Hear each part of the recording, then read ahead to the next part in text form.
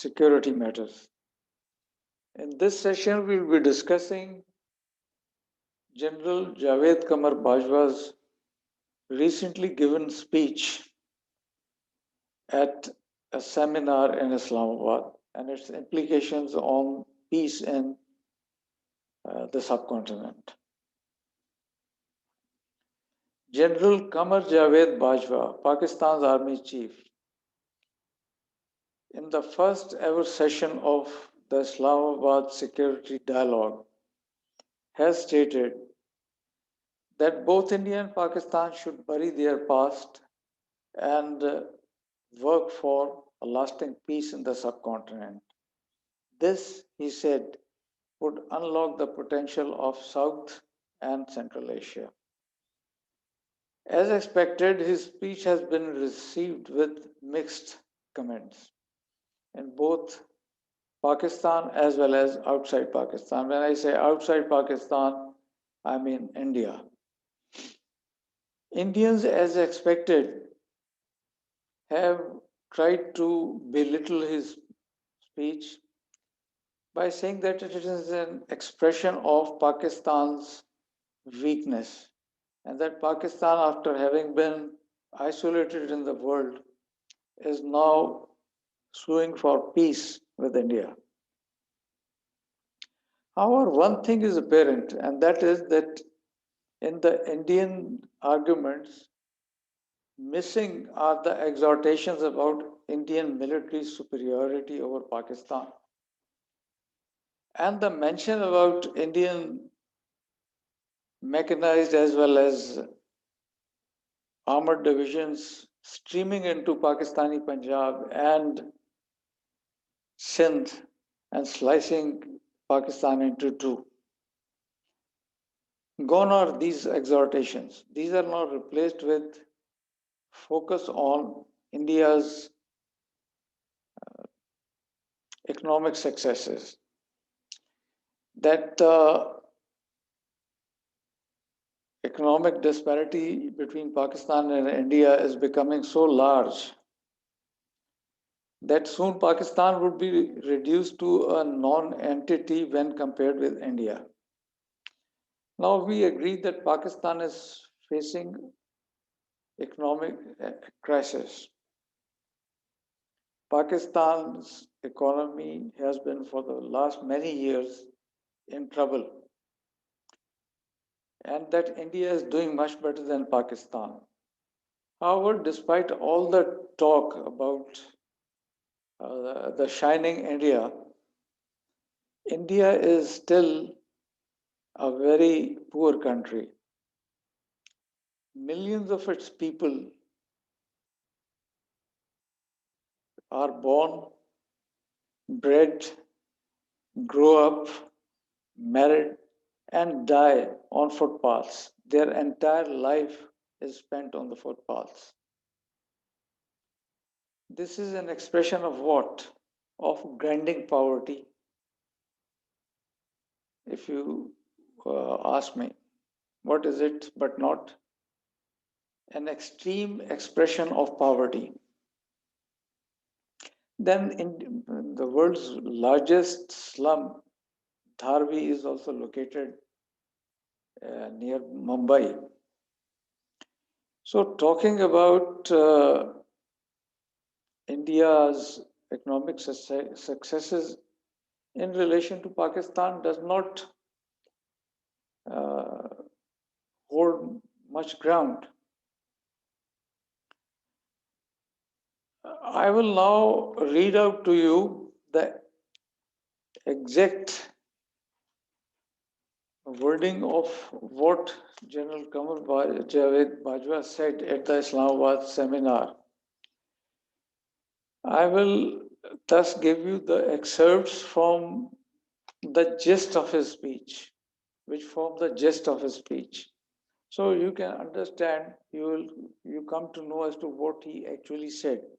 He said, Pakistan has been one of the few countries which, despite the rising security challenges, has resisted the temptation of involving itself in an arms race. our defense expenditures have rather reduced instead of increasing. This is not an easy undertaking, especially when you live in a hostile and unstable neighborhood.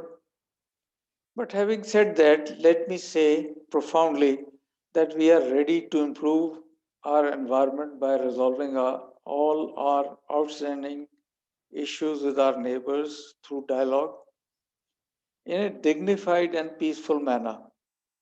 However, it is important to state that this choice is deliberate and based on rationality and not as a result of any pressure.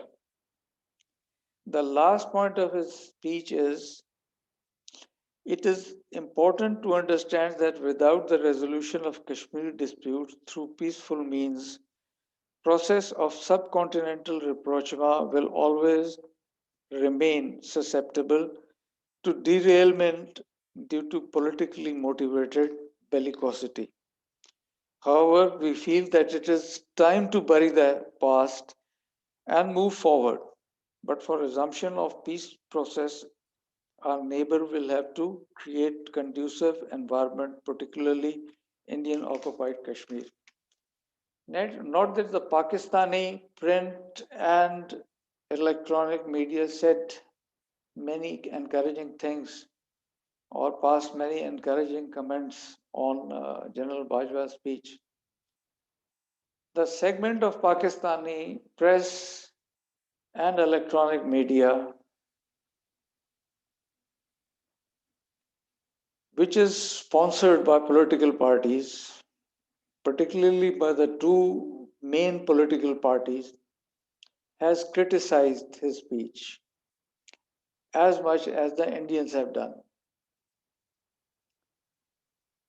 Now, the last point, as I stated to you, was about the Kashmir dispute, the resolution of Kashmir dispute between India and Pakistan. So let us briefly discuss Jammu and Kashmir because since independence it has remained as the eye of the storm, and it will be I'll not be off the mark if I say that Kashmir dispute is the mother of all disputes between India and Pakistan. At independence, that is in 1947,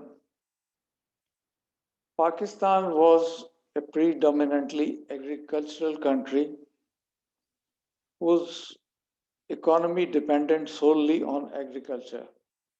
And when you say agriculture, on river waters flowing from the state of Jammu and Kashmir into Pakistan.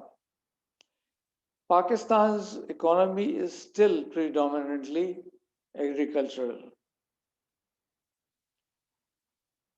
So I would now not mince my words by saying that Pakistan had a legitimate need to control the river waters flowing from state of Jammu and Kashmir into Pakistan.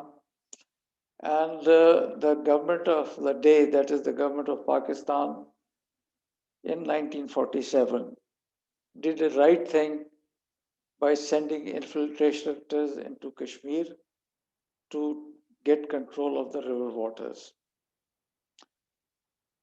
And the control of river waters could not be accomplished without gaining control of the state of Jammu and Kashmir.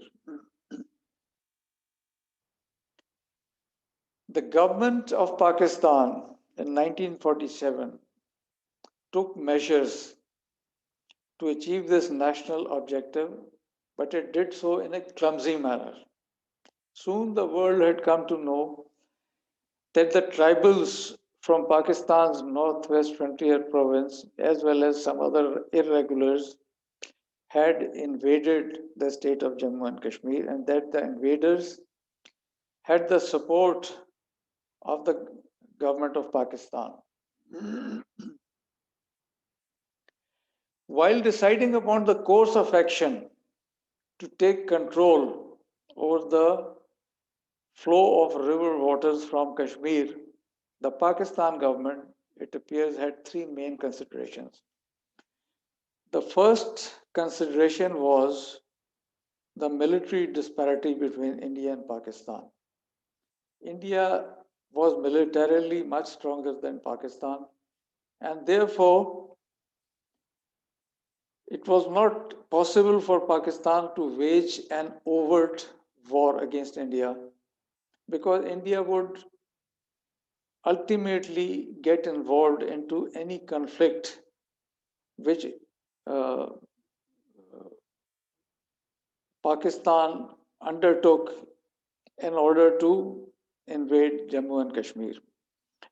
So Pakistan army not being able to confront the Indian army because Indian army was much larger in size, had to resort to, the government of Pakistan had to resort to a covert war.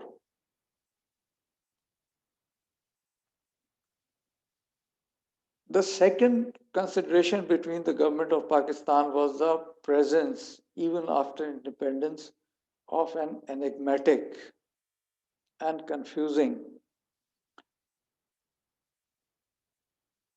uh, supreme command of the Indian Army, which was headquartered at New Delhi and was headed by Field Marshal Auchinleck.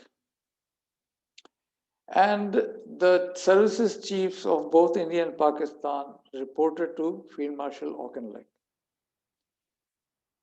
It would be worthwhile to know that at that time, the army chiefs, as well as officers at the lower echelons, were loaned to the dominions of India and Pakistan by the British government. So the services chiefs were British in origin, and General Frank Messervy, Pakistan Army's first commander-in-chief, would never do anything which would displease his boss, that is Field Marshal Auchinleck, sitting in New Delhi. Likewise, Pakistan government was wary of doing anything which would raise the hackles of Field Marshal Auchinleck.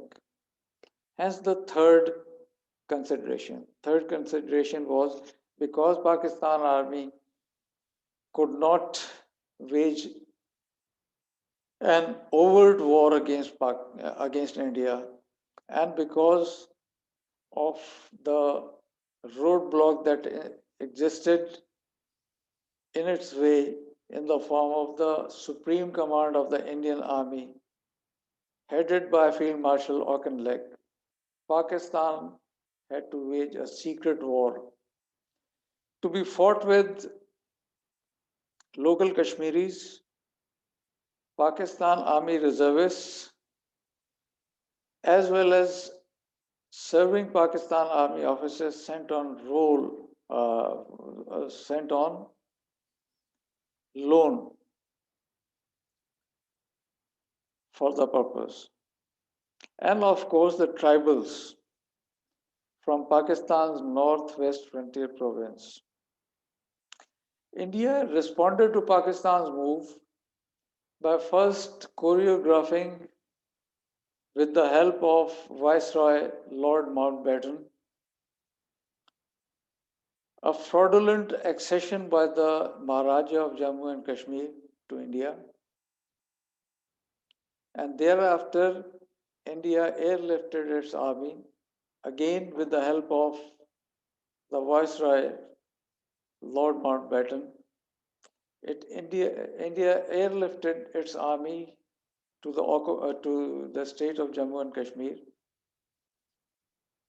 and thereafter went to the United Nations as an aggrieved party. The United Nations Security Council took cognizance of India's request at India's behest. The Indian request to the Security Council cleverly conceived, stated that the state of Jammu and Kashmir had acceded to India and had therefore become part of the dominion of India, and that Pakistan had invaded Jammu and Kashmir and thus violated the territorial integrity of a member of the United Nations. And finally, it requested to the United Nations to call upon Pakistan to cease forthwith all activities which amounted to any form of interference in India's internal affairs. The Security Council of the United Nations, after deliberating upon the developments in Jammu and Kashmir, passed a resolution in August 1948. The resolution had three parts. The first part called upon both India and Pakistan to cease fire in Jammu and Kashmir. The second part, which would come into effect after the completion of action on the first part, that is after the ceasefire, called upon Pakistan to withdraw all its forces, military as well as paramilitary, which included irregulars from Northwest Frontier Province. So it had to withdraw all those forces from Jammu and Kashmir. And thereafter, India would withdraw bulk of its forces from Jammu and Kashmir, leaving behind only that much force which would be required by the government of Jammu and Kashmir to maintain law and order in the state and to hold a plebiscite under the auspices of the United Nations to find the will of the, or to ascertain the will of the Kashmiri people. So the third part, of course, then was about India and Pakistan both expressing their willingness or their resolve that the final status of the state of Jammu and Kashmir would be decided by the Kashmiris through a free and fair expression of their willingness, whether to join with Pakistan or with India. The first part of the resolution was implemented and there was a ceasefire in the state. So, as a result of the ceasefire, India took control of 2/3 of the erstwhile independent states or autonomous state of Jammu and Kashmir, whereas the remaining was 1/3 went to Pakistan.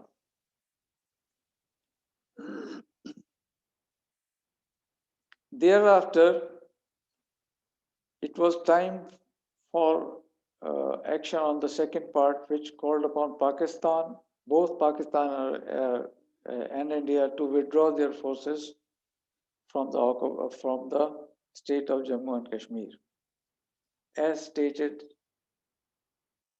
above.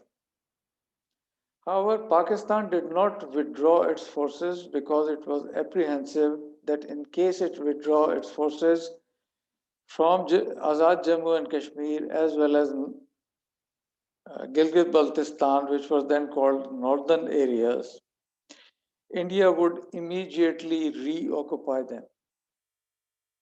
India had the similar apprehensions about Pakistan. So both these countries did not withdraw their forces from the areas which they had occupied during the war for taking control of the state of Jammu and Kashmir. Hence the stalemate. Hence the stalemate because the plebiscite could not be held to ascertain the will of the Kashmiri people. The stalemate which remains till today. So, what is the way forward? I'll not go into the details of various proposals, peace initiatives, and talks between the government of India and Pakistan, between various governments of India and Pakistan, and also attempts by the foreign governments to facilitate an agreement between India and Pakistan over Jammu and Kashmir. I'll only focus on the understanding between General Musharraf and Prime Minister Manmohan Singh of India for a peaceful resolution of uh, the Kashmir dispute. It had 4 points. The first point said that the Kashmiris on both sides of the line of control should be allowed free movement across the region. And those should be free not only to move across the region but also conduct trade and other economic activities. The first portion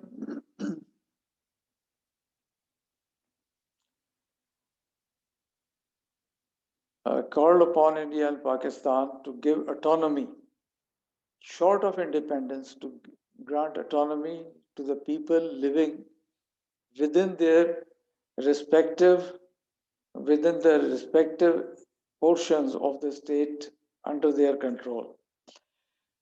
The third portion was, or the third part was about demilitarization of the region by withdrawing the forces presently facing each other eyeball to eyeball along the line of control.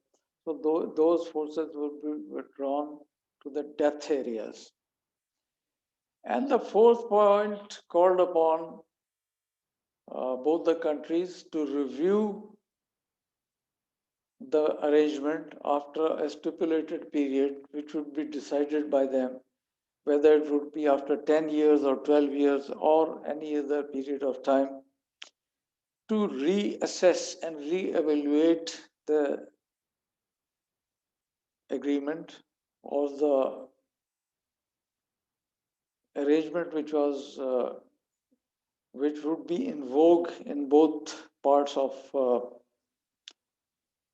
the state of Jammu and Kashmir, and to ascertain whether there was a requirement to revisit the entire arrangement, or if not, then make the arrangement a permanent one between the two countries.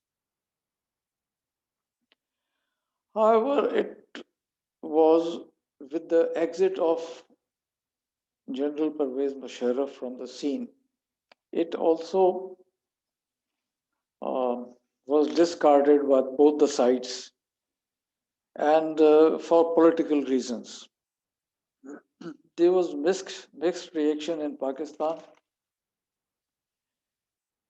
Nawaz Sharif, while grudgingly accepting the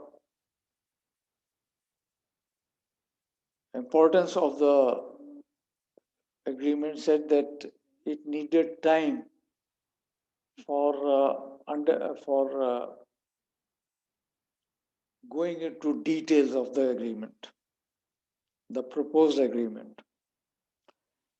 Whereas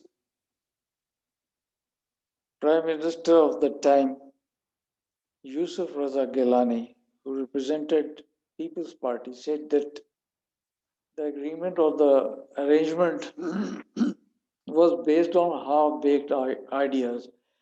So anything which did not have a stamp of their parties, their respective parties, were half-baked ideas or not very attractive ideas to be followed. Now contrast it with the agreement, the Camp David agreement between Israel and Egypt. And before that agreement, President Anwar Sadat's visit to Jerusalem. Now, mind you, Israeli political community is as much divided as Pakistan's. But when President Anwar Sadat visited Jerusalem, the entire Israeli political community went to the airport to receive him. Also, Professor Ghani Bhatt, the former chairman of the Conference, termed the proposed arrangement between General Pervez Musharraf and Prime Minister Manmohan Singh as a win-win formula. So that is all about General Bajwa's speech at the Islamabad seminar and its implications on peace in the region. That's all what I wanted to say. See you again in the next video. Till then, bye-bye.